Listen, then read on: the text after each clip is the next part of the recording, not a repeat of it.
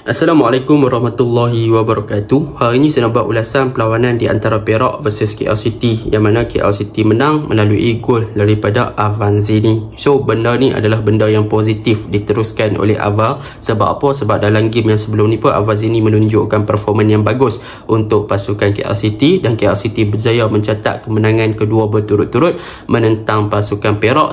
Sebelum ni mereka menang lawan dengan Sabah. So ini adalah permulaan yang baik untuk pasukan KL City kembali seperti mana season-season dahulu. Dan kalau kita lihat daripada segi corak dan juga permainan yang ditampilkan oleh kedua-dua pasukan, Perak juga tampil dengan corak permainan yang lebih efektif dalam formation 4-4-2 untuk memastikan yang mereka ada defensive structure yang lebih bagus dan mereka tak banyak terdedah di bahagian belakang, tak banyak loophole untuk pasukan lawan exploit mereka punya kawasan backline. Jadi tanpa membuang masa, mari kita masuk ke dalam ulasan perlawanan. Untuk ulasan perlawanan kali ini, saya akan mulakan dengan pasukan KL City. Apakah perkara positif yang kita boleh ceritakan tentang pasukan KL City? Pasukan KL City secara dasarnya kita boleh nampak yang mereka meletakkan gandingan Giancarlo dan juga Kenny Paras di bahagian back two mereka. Tetapi kalau in term of ketika mereka melakukan build up, kita boleh lihat mereka sebenarnya ada daripada segi dua cara mereka melakukan build up, iaitu cara pertama adalah dengan pembentukan back 3, iaitu Declan Lambert lebih masuk kepada bahagian back 3,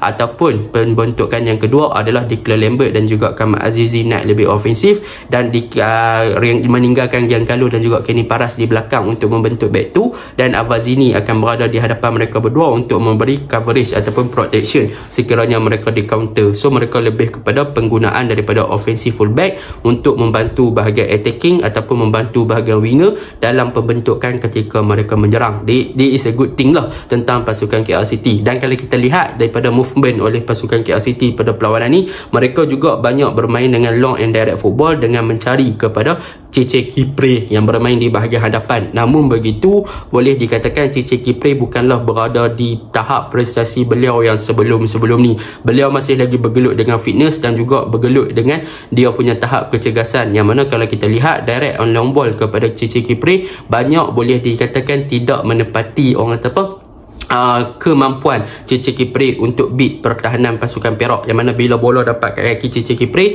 dengan mudahnya pemain-pemain Perak patahkan, rampas balik dan sebagainya. So Cece Kipre dalam formation yang cuba diterapkan oleh Boyan Hodak untuk bermain secara direct agak kurang berkesan dalam formation back 3 pasukan Perak, dalam formation back 4 pasukan Perak. Sebab apa? Sebab Perak dah ada player seperti Raja Imran yang agak solid untuk ditembusi. So benda ni memang nampak ketara lah yang pasukan KL City di bahagian attacking agak struggle in term of bagaimana mereka nak penetrate bahagian Perak yang compact, dan juga disebabkan faktor kecergasan yang dihadapi oleh Cece Kipre itu sendiri. Dan untuk game ni juga kalau kita boleh puji adalah tentang Saravanan. Untuk game ni dalam 2 game terakhir, Sabah dan juga game semalam menentang Perak, Saravanan adalah player yang cemerlang. He is one of the best player yang ada untuk KL City buat masa sekarang. Dari segi dribbling, work rate, pressing yang dilakukan kepada fullback memang dah bagus dah semua, tapi sayang dia kena send off dapat red card. Saya harap lepas pergantungan dia akan kembali kepada performa dia dan improve lagi lah. Tapi untuk Saravanan memang gameplay dia bagus, dia menunjukkan kesungguhan dan kemungkinan akan menempah tiket dalam skuad Elevation lah untuk Sukan C bulan 5 nanti. Saya rasa dia confirm lah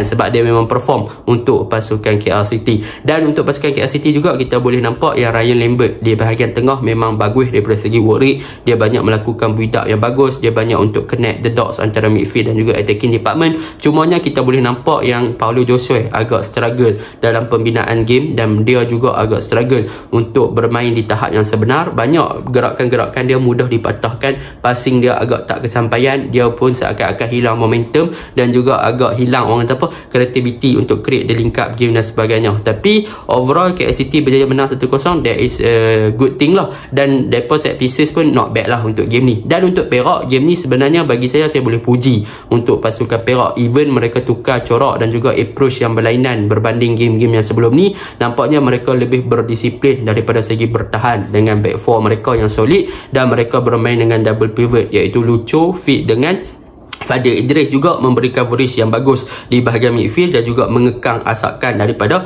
KL City untuk bina the game lah. So benda tu bagus lah. So mereka seakan-akan boleh untuk combine dan bermain dengan baik pada game ni. Cumanya in term of attacking, mereka perlu lagi create lebih banyak variation of attacking. Tanpa Sio mereka agak kurang efektif dan mereka tak boleh nak melakukan satu attacking yang berbahaya ke arah gawang KL City. So benda ni mereka mungkin boleh improve part by part, dan LTK sendiri kata perlukan masa. So kita bagi ruang dan masa lah untuk dia bina tim ni. Jadi secara overall 1-0 is orang kata apa, memang relevant untuk game ni dan memang deserve lah untuk KL City. So itulah ulasan saya. Assalamualaikum.